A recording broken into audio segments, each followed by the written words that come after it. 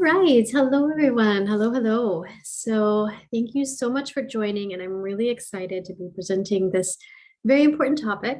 And I'm also equally excited to be presenting alongside one of my favorite people, Dr. Krista. So, I hope you enjoyed her presentation as well. So, I'm going to be talking to you today about navigating race and gender equity and cultural appropriateness and white supremacy-based funding spaces. So, okay, so let's get started here. As your organizations begin to grow and evolve, you will probably start fundraising, and you'll probably start fundraising more of the international grant making and international funder spaces. So when you begin this journey of your activism, you will probably recognize that many of these funding opportunities are directed by white folks from Western white supremacist dominated societies. Many are directed by men. And you also might notice that many of the tactics that they fund, many of them are based on tactics and research that work in these Western white supremacist based cultures. So because of this, the international funding space for the vegan and animal advocacy space, it isn't as equitable as it could be.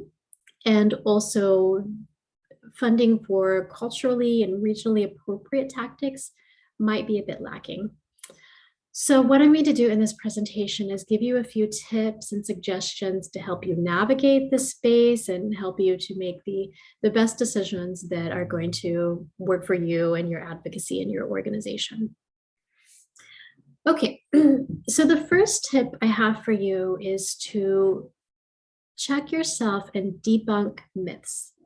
So it's easy to fall into some of the common traps of myths. So I would just encourage you to really think things through and not fall into some of these myths. So one myth that I'm thinking of is the myth that if everyone is doing a certain tactic, then it must be effective. So this isn't necessarily true. Of course, it may not be effective. Another myth is that if a tactic is working in one region of the world, then it will also work in other regions of the world. Again, this isn't necessarily the truth. It's just a myth. We don't know. And then the last myth is that if funders are funding it, then it must be effective. So again, we don't know this, might be effective, but it might also not be effective. So really just think these things through and try to keep yourself from falling into automatically just believing some of these myths. Okay, so the second tip I have for you is to trust your intelligence and to recognize that you are the expert of your region, not a funder who is living on the other side of the world. So what I mean by this is that if a funder is wanting to fund a tactic that you know or you strongly feel and you have evidence to support might not be effective in your region, might not be culturally appropriate in your region, might not fit in with your organization's strategy. If a funder is only willing to fund something that you believe is not necessarily effective, trust your intelligence on that. And it's also okay to start a dialogue with the funder and let them know that this just isn't going to work in your region and to propose a different tactic or a different intervention. And also, the more that applicants are willing to educate donors and educate funders and let them know that certain tactics just won't work in certain regions of the world, then that means the more appropriate the funding practices will become, the more effective tactics will ultimately get funded, and then ultimately the more effective that the movement will become too. All right, so the third tip that I have is to stay true to your values. So activism is values-driven work. All of us here are very highly principled, have very strong values. So when you're deciding on which type of international funding to apply for or which type to accept, it's also okay to consider your values during this time as well. So if a funder is only willing to accept a tactic that doesn't align with your values, again, it's okay to have a discussion with them and let them know that this just doesn't align with your strategy and your values, and to see if there's any flexibility on that funding. And also, it's even okay to decline if that's what you decide is the best for you to do. Okay, so the fourth tip is, it's more of a question. So tip number 4 is to ask yourself, is it ever okay to accept undesirable funding? And what I mean by undesirable funding is funding for a tactic that may not be appropriate or may not be effective in your region, may not be equitable in your region, and so forth. So is it ever okay to accept this undesirable funding? And really only you can answer this question. Only you and your staff and your volunteers and your board can answer this question. So one time that it might be okay to accept undesirable funding is that if you leverage this funding as part of your growth strategy. And so I'm going to give you a few examples by what I mean by leveraging undesirable funding as part of your growth strategy.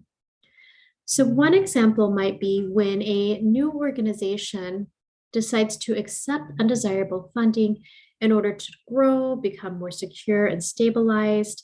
And then once they're more stable and secure and have a good reputation for themselves, then they might be able to become more selective on the funding that they accept.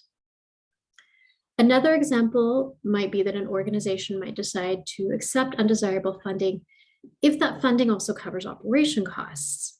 And then if the operation costs are taken care of, this means that it's going to be less expensive and easier to fundraise for other more effective, more appropriate tactics. Another example might be that an organization might want to accept undesirable funding if that funding also includes salary for a fundraiser. And then they just use the fundraiser's time to seek more appropriate funding opportunities for more appropriate tactics.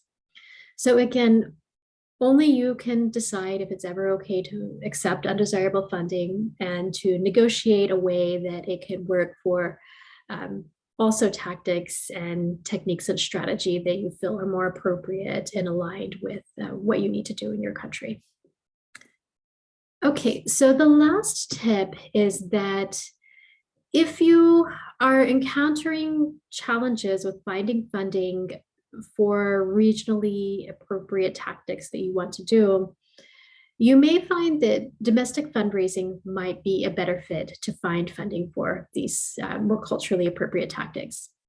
So there are a lot of different domestic fundraising examples. I've listed some of them here. There's more than this as well. Some will work in some countries, some won't work in other countries. So here's just a few if you wanted to go through them. We have things like perhaps you could look at government grants, corporate sponsorships. There may be opportunity for you to create a revenue generating service, like perhaps you could have a paid vegan certification or paid culinary workshop or something like that. But here's a few other examples if you wanted to go through those and also just think about what works, what are some other examples that work in your country.